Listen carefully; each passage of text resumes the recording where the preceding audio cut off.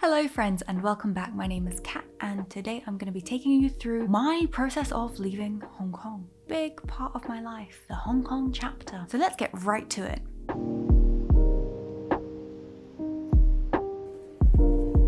Okay, back on topic. So the countdown begins. D for departure, -7 selling furniture. I decided that I'd first try selling everything, and whatever I couldn't sell, I'd give away, and whatever I couldn't give away, I would throw. I really didn't want to throw stuff away because it's just so wasteful. I took photos of everything that I thought I could sell, and I listed everything on Carousel and Facebook afterwards, but Carousel first. Air purifier, dehumidifier, which by the way, I made the mistake of listing it just a little bit too early, literally a week. Some of the buyers got a bit angry at me when I said that I could meet up with them a week after I posted it because they wanted it right then and right there. And I think that's because it was getting really humid in Hong Kong, like around about 85% humidity. So they weren't too happy about that. I think one of the people said I wasted their time. Oops. Chairs, tables, closets, a heater I hadn't used in probably a year. Speakers, more cupboards and closets, and the bed, my dear bed. I had such a tough time parting with this one. Now here's the difficult one. This closet was very practical because it stored a lot of stuff. However, the thing that made it practical, which is its height, is also the thing that made it really hard to sell. Not all apartments can accommodate a 236 centimeter closet. It's also quite hard to move, and as it turns out, really hard to take apart. As you can see here in each of the listings that I put up, I included the measurements, the original price, the link to where I bought it from, and any other details that describe the product. A few of the other items I was a bit worried about not being able to sell were this bed frame, because it's really big. I think it was either a king or a super king, and the mattress for the same reason, but also because I think most people don't really want to use a used mattress. Shame. I mean, I completely understand it because I feel the same way, but it is a bit of a shame because it's such a good mattress and I only used it for a year. This is one of the first pieces of furniture that I managed to sell. It's an entrance cabinet that was much heavier than I expected. The driver is helping us secure it in his van. Looks like he's using a bucket on one side. I bought this on Carousel originally. It took quite a bit of time and effort to build, and I would say that this piece looks better outside than it is inside. It's not as stable as I would have liked it to be, but it does look quite nice, and I'm glad that it found a new home. I sold it for super cheap, so yeah, it was still a bargain. This here is a picture of what happens when you sell your table. You end up eating on a tray, on a chair for a good few days. Hurrah! Someone wanted to buy the L-shaped couch. I was so excited when people were showing interest in this. There were quite a few, but I think only one couple that seriously considered it. However, the issue that came up with this couch is that the people buying it realized that the delivery cost would actually cost more than the couch. So I told them, don't worry about the delivery. And I booked a La van, and I told the driver, hey, are you okay with us bringing the couch down and then fitting it into your van? And you can take us to the location and then we'll take care of taking it up to the destination. It ends up being so much cheaper because essentially they're just doing a taxi service, except that they have more space in their van. So it's really worthwhile for them, and it was really worthwhile for us. Of course, it did end up taking more effort. However, it was worth it. After the whole couch thing, I really craved a Coke. So we popped into a 7-Eleven for a little treat. We just got this Coke. It says Starlight and it doesn't say what flavor it is, but when you look at the back it says blackcurrant, carrot juice and blackcurrant juice, and I just tasted it. It tastes like candy floss. It is literally like candy floss. Wait. Yeah, it's like candy floss. And then it was the bed frame's turn. The buyer was an interesting person, to say the least. A bit difficult to converse with in that they were kind of mean. In the end, they didn't even end up showing up. They just got some delivery people to take it apart and then move it, which was probably for the better. And this is when we started sleeping on the mattress on the floor. Basically, on the floor. Got to get the floor clean, because you know, under the bed, that place rarely gets vacuumed. So here I am vacuuming and vacuuming. These weights have a really interesting story actually. On the day that the gym was shutting down, I went to the lady who sits at the front desk and I pretty much begged, groveled, whatever you want to call it, and asked if there are any free weights that I could take with me. I would take anything. Well, maybe not anything, ideally it's above a few pounds, which I think she did offer. She offered like £1 or £2 weights, which was very sweet of her. We weren't allowed to take anything. Then, forward wind a few weeks, I hopped into the elevator and the same lady spotted me. She said, "Hey, wait, follow me." So I did. I was a bit confused, but I went with her anyway. She took me to a big conference room and pointed to the corner behind the door. Kinda strange. There lay these two beautiful, sparkling, adjustable dumbbells. I'd never been so happy to see dumbbells in my entire life. She said someone had left Hong Kong and these were too heavy and too expensive to ship or take with them. She immediately thought of me and said I could borrow them. In that moment, my faith in humanity definitely went up by a few points.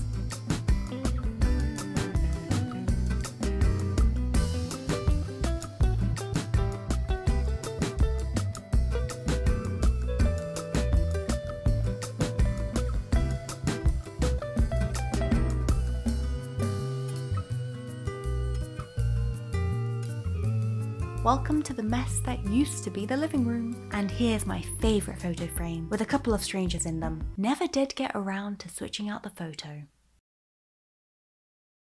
And the view that I will miss so much. The views from some Hong Kong apartments are truly so luxurious. Just wow. D-6, packing and mailing stuff. We started off the packing process with our most uniquely shaped and fragile item, the piano. We went to the postal office in Central to buy packing supplies such as bubble wrap, and it was there that we quickly realized that what we really needed but couldn't find was the right box for the piano. It was just too long. And so this DIY project began.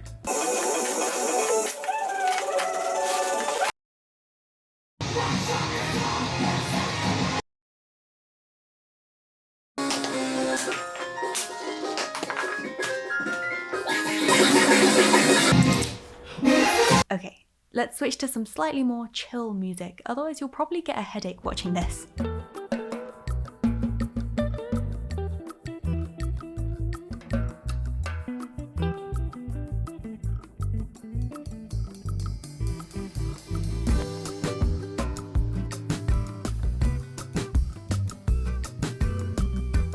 That was one tough balancing act. And now to protect the corners.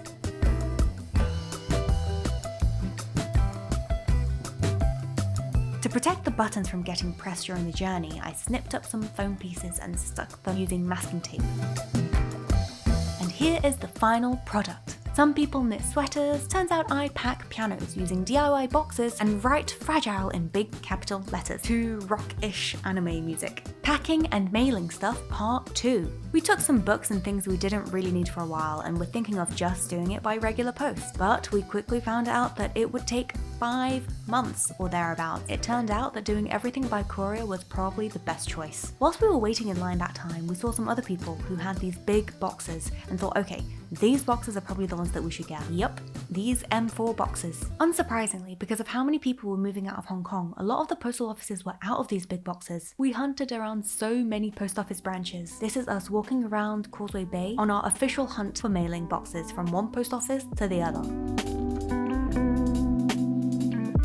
So we were debating whether to get 2 or 3, and because these are so hard to find, we literally walked around all of Causeway Bay, basically around like 1 to 2 stops, just looping around trying to find them because loads of post offices are out, maybe because loads of people are moving, but we found them, hurrah!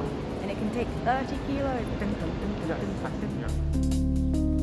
Here are the packed and tied big boxes. Woohoo! All we had left at this point were some packing supplies and random bits and bobs. The packing process was a bit more complicated because we first separated everything into levels of urgency. Do we want it with us in our check-in luggage, or do we want to ship it by courier or regular post? It turns out the regular post wasn't even an option, so everything went by courier and check-in luggage.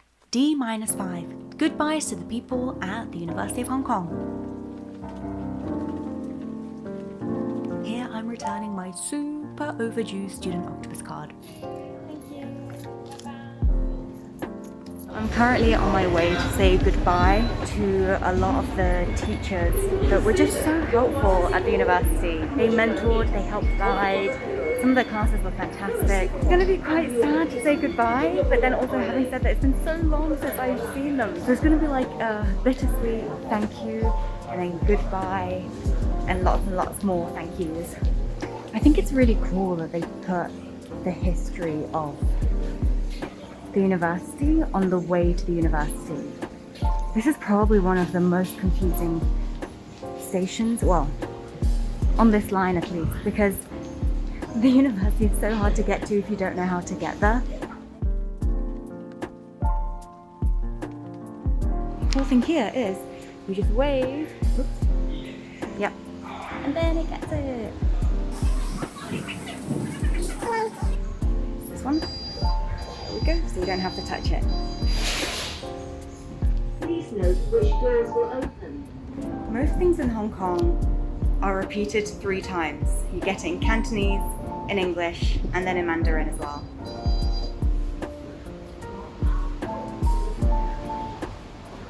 This is only one of the entrances, and as you can tell, it is on a hill.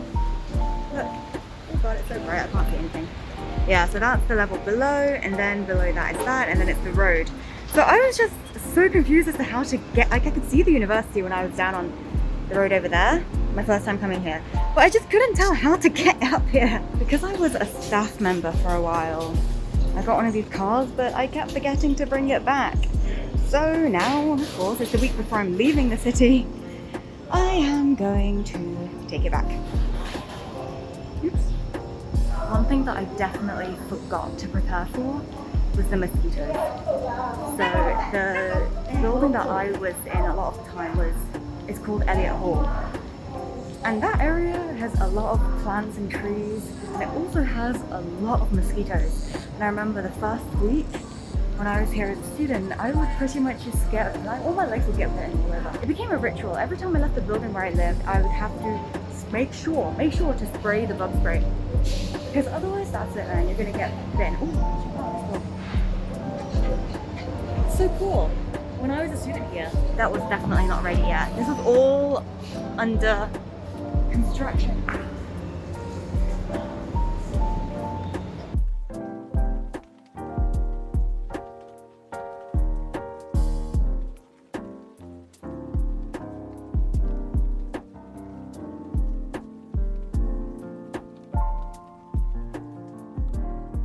I did not expect the halls to be so empty. When I studied and worked here, it was pre-COVID, and there were usually people walking down these corridors, but now the classrooms are so empty. I think it's because of remote learning, and I'd heard later on that there was a case of COVID in the building a couple of weeks ago. D-4. Goodbye to my favorite mattress.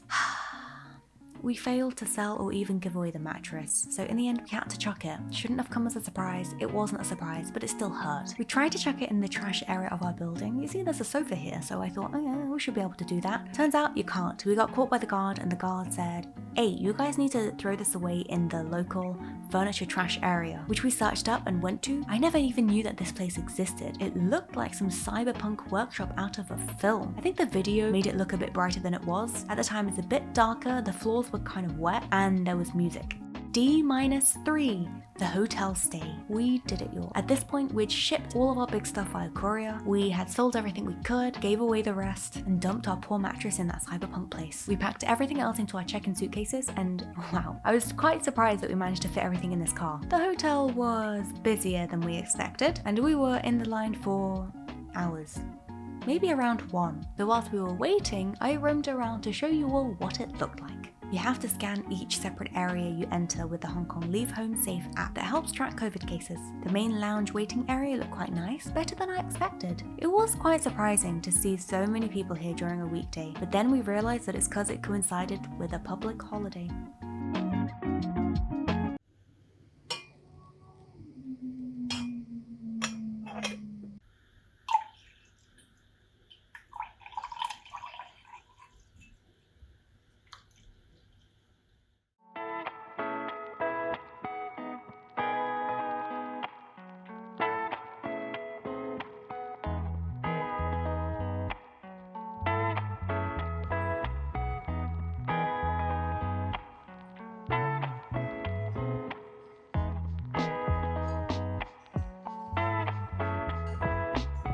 D-2, final goodbye to the apartment. We hired a cleaner to help clean it so we can return it to the landlord in its original state. Here's our last bag of clothes and some cleaning supplies. We donated quite a bit of clothes. The kitchen is sparkling clean. I feel so lucky to have ever lived in an apartment where literally every window has a view of the water. I'm not sure if I'm ever going to get that again. It was so beautiful to wake up and work next to, and I am forever grateful that I ever got to stay in a place like that.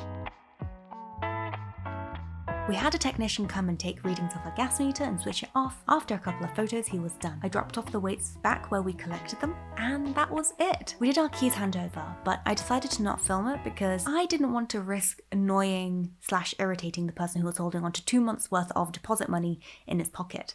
D-1, testing and leaving Hong Kong. We took a test at the hotel first, just to make sure that we wouldn't test positive in a public place, because if we did, we'd risk being sent to a government facility for quarantine. Then we made our way to the testing location in Central called Indicade Lab. I don't remember the exact prices, but it was definitely cheaper than doing it at the airport. At the entrance of the center, there was an interesting exhibition of the virus and COVID tests. Let me read this one out loud for you. Coronavirus 2021. The artist employs an emptiness in this piece which captures the essence of coronavirus. Colourless, odourless, shapeless. Amid such an invisible virus, are we able to detect them and keep ourselves safe? I'm not sure if this is a joke or a serious piece, but here's the artwork. After we registered, we waited for a bit for the nurse to call. Then I went in and did the test, which by the way was exactly the same as the home test, except there's a registered nurse sitting there. After a 20 to 30 minute wait, we got our reports for testing negative and left. We actually had the whole day to get through before the flight because the only reasonably priced flight I could find was an Asiana flight at 2 AM. Back at the hotel, we had to check out first, so all our luggage was brought down. But there was a bit of a wait, so I took the opportunity to charge my phone.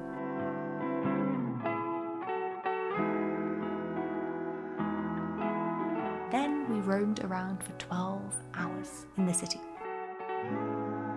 This is us officially leaving. Here are some of the final video clips that I took of Hong Kong on the travel towards the airport.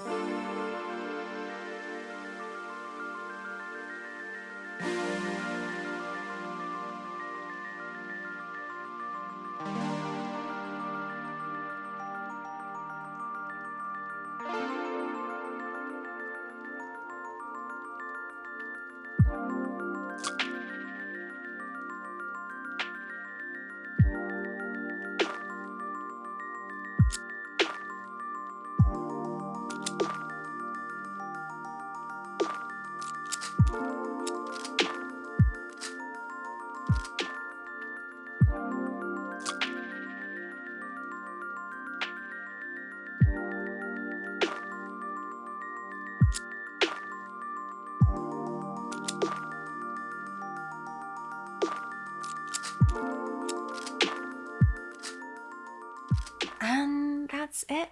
The 7 days leading to leaving Hong Kong. The 7 days of leaving Hong Kong. It was pretty hectic. It really was. It really was. It really was. Let me know in the comments below if you're thinking of leaving Hong Kong, or if you're moving countries or you just moved. What was your experience like? Thank you so much for watching. Don't forget to like, comment and subscribe, and I will see you next time. Bye bye!